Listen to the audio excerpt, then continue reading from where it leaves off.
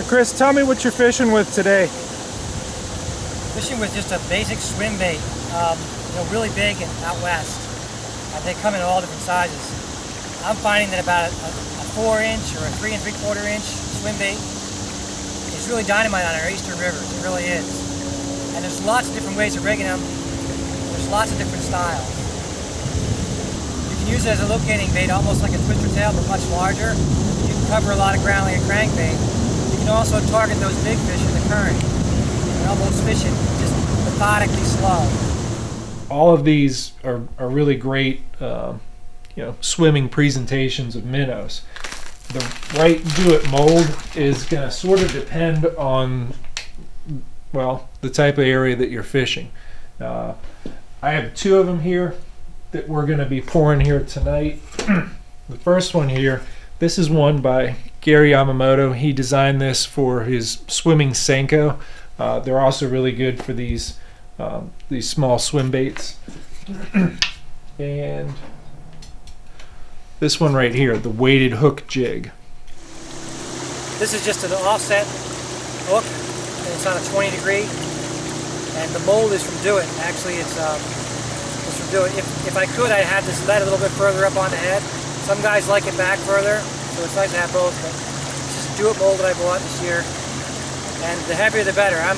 This is a 3/16, but in the spring and fall when the water levels are higher, I'll use a 1/4. I know it sounds heavy.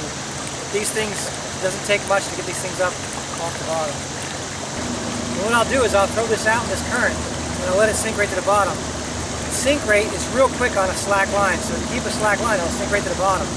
And then I tighten it up and I'll bounce it across the bottom. But if you keep the line slack as you're letting it drop, it'll sink right to the bottom, even in the fastest current. Do you have trouble with it snagging much? I don't, but I don't let it sit there. I'll bounce it and I'll move a couple feet and I'll bounce it high and move it nice and slow. Almost like, trying to get under a rock or trying to get around. Now, if the fish are really active, you can swim this like a grub or a crankbait. You just throw it out there and reel it right back.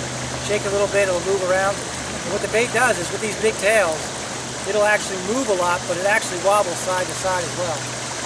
What weight do you prefer? Honestly, I know it sounds crazy, but a 3/16 is probably the best weight overall.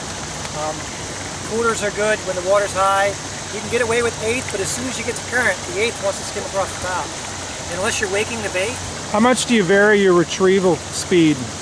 Quite a bit. You let the fish dictate it. My first throw of the day is really, really slow. I'm picking it up, dropping it on the bottom, picking it up the bottom, dropping it, letting it sit, picking it up, dropping it. As the bite starts to get better, I start to increase the speed. And I'll actually drop my tip, raise my tip, back and forth. If you drop your tip for a second, these things start to dive and they start to wobble. So when you're retrieving it, don't keep it at a constant speed unless that's actually working. I usually stop it or I'll jerk it a little bit as I'm bringing it across just to give it a dash of motion. You can actually walk it almost like you can a jerk bait.